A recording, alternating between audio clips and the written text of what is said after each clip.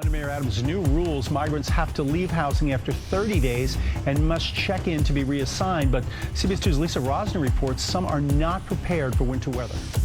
Hundreds of migrants are now living at O'Hare Airport. The general public won't see them as they're being kept behind a makeshift privacy partition. However, WGN's Brona Tumulty went behind the curtains to take a look.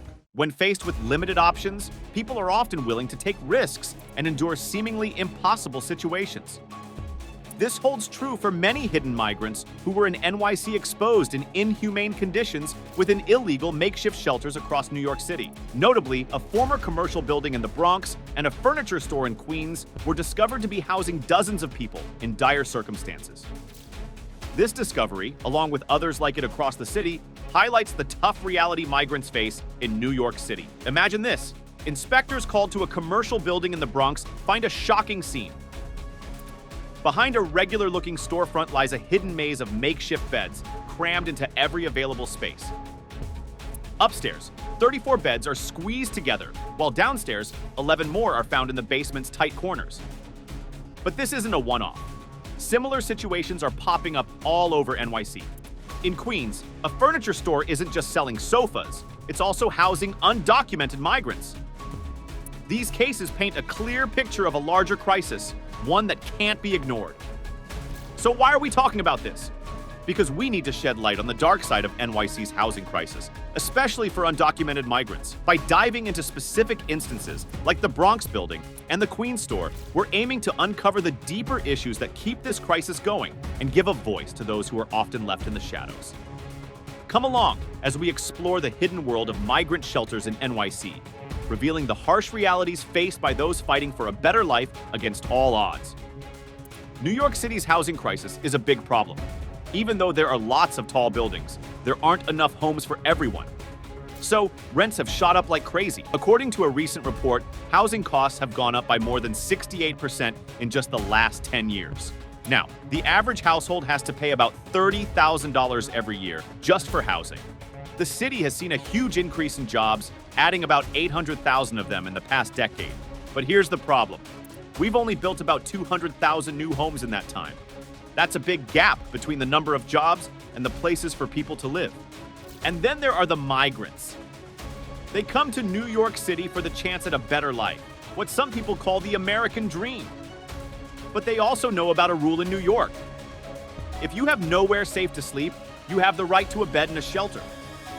That's true even if you just arrived in the city from another country and you don't have anywhere else to stay. It doesn't matter if you're not a citizen, you still have the right to shelter. But even with this rule, life is tough for many migrants when they get here. Finding a place to live that they can afford is really hard. And that's why some end up in really bad situations, like the ones we found in the Bronx and Queens. So, what's the point of all this?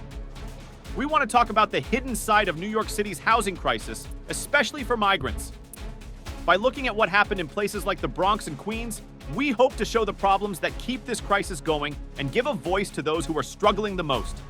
New York City has taken steps to address the housing needs of migrants by providing temporary shelter in various forms, including hotels and emergency facilities like Randall's Stadium.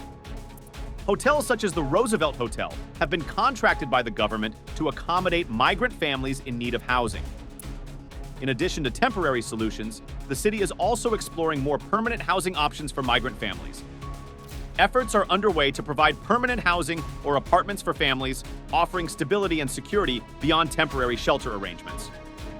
Recently, New York City made headlines by signing a $77 million contract with hotels to house migrant families, underscoring the city's commitment to addressing the urgent housing needs of its migrant population. Despite these efforts, challenges persist, and the city continues to grapple with the complexities of its housing crisis. As New York City works towards more comprehensive solutions, it remains crucial to prioritize the well-being and dignity of all residents, including migrants, in order to build a more inclusive and equitable city for all. Authorities uncovered an illegal makeshift migrant shelter housing dozens of people inside a commercial business in the Bronx. The inspection, prompted by reports of illegal activity, revealed alarming findings that painted a disturbing picture of the living conditions within the premises. Upon arrival at the two-story commercial building on East Kingsbridge Road in the Fordham neighborhood, inspectors from the Department of Buildings were met with a shocking scene.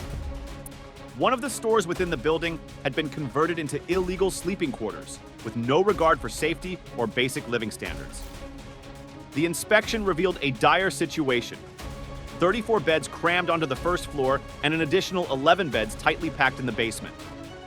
The lack of natural light and ventilation, coupled with severe overcrowding, posed serious risks to the occupants' safety and well-being. Moreover, the hazardous conditions extended beyond the cramped living quarters. Inspectors discovered the use of extension cords, e-bikes, space heaters, and hot plates, further exacerbating the dangers lurking within the illegal shelter. As a result of the findings, a vacate order was issued due to the hazardous, life-threatening conditions inside the building. The lack of basic amenities, such as natural light and ventilation, underscored the gravity of the situation and the urgent need for intervention. In response to the crisis, the city's Office of Emergency Management sprang into action, coordinating a response to assess the urgent needs of those living in the illegal shelter. Efforts were made to facilitate referrals to asylum seeker services to provide support and assistance to the affected individuals. Witnesses to the scene described harrowing accounts of life inside the illegal shelter. Migrant men, numbering around 50, were seen collecting their belongings and boarding a bus later in the evening. They recounted daily struggles, including the lack of proper sanitation facilities, with some resorting to showering at a nearby gym. Shockingly, it became evident that the existence of the illegal shelter was an open secret in the neighborhood. Residents spoke of migrants paying exorbitant sums, ranging from $300 to $600 per month, for substandard living conditions devoid of basic amenities. Despite the substandard conditions, migrants paid exorbitant sums ranging from $300 to $600 per month for accommodations devoid of basic amenities. Inspectors discovered severe overcrowding, hazardous fire trap conditions, and illegal conversions of commercial spaces into sleeping quarters without proper permits. Plumbing work was conducted without permits, and there was a lack of means of exiting, ventilation, or natural sunlight for the migrants, further exacerbating the dangers posed by these living conditions. Disregard for housing regulations and migrant welfare. The discovery of the illegal shelter in a Queens furniture store came to light during an inspection conducted by fire department officials. Responding to complaints about e-bikes stored in the backyard of the building, officials stumbled upon a shocking scene inside the property. Upon entering the premises in Richmond Hill, Queens, officials found around 40 mattresses and beds crammed floor to ceiling on both the ground floor and basement of the building. The furniture store had been converted into makeshift living quarters, with conditions mirroring those of the Bronx shelter. Severe overcrowding, lack of proper ventilation, and fire hazards. Migrant stories from the Queens furniture store highlight the challenges faced by individuals seeking shelter and employment in New York City. Forced to resort to illegal housing due to the lack of affordable options, migrants found themselves living in precarious conditions, vulnerable to exploitation and unsafe living conditions. Brooklyn Borough President Eric Adams emphasized the larger issue of affordable housing in New York City, attributing the illegal housing crisis to the lack of action and support from Albany. He underscored the urgency of addressing the root causes of the housing crisis to prevent further exploitation and endangerment of vulnerable populations. From the owner's perspective, Ebu Sar, the proprietor of Sar's wholesale furniture store, felt a deep sense of responsibility to assist recent migrants, given his own immigrant background from Senegal. Tearfully expressing his emotional conflict to news outlets, Sar explained that he felt compelled to provide shelter and support to those who had nowhere else to turn. He vehemently contested the city's claim of having no space for these individuals, stating that it was untrue.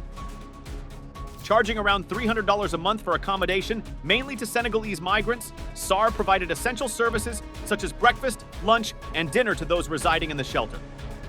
Despite the meager conditions, he enforced rules within the basement shelter, prohibiting on-site cooking to mitigate fire risks.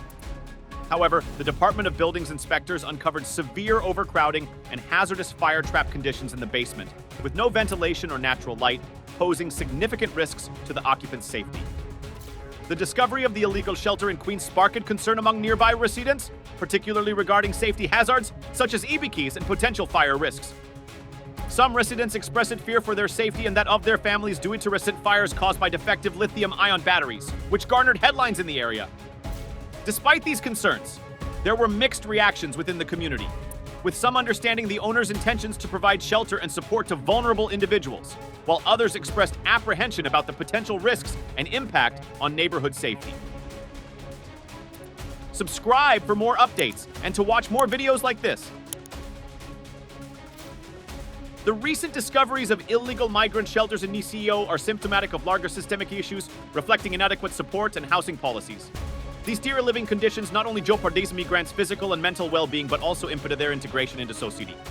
Critically, city and national policies have failed to effectively address the root causes of the crisis, perpetuating a cycle of vulnerability and instability for marginalized populations.